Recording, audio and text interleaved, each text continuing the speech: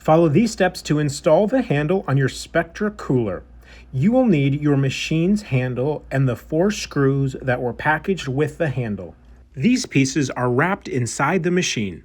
You will also need a non-powered Phillips screwdriver. We will now demonstrate the handle installation on the Spectra Pro. Begin by unlocking the cooler door with the key.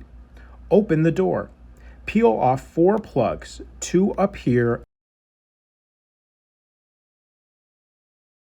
and 2 down here below the latch. Keep these covers for later.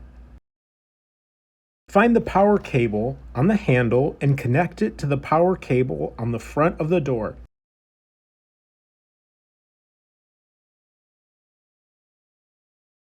If the machine is powered on, you should see the handle illuminate. Gently place the cable back into the housing.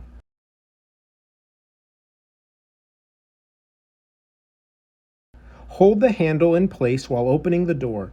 Use the 4 screws and Phillips screwdriver to mount the handle in place.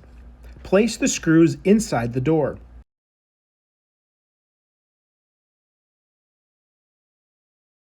Don't fully tighten the screws until all the screws are in place.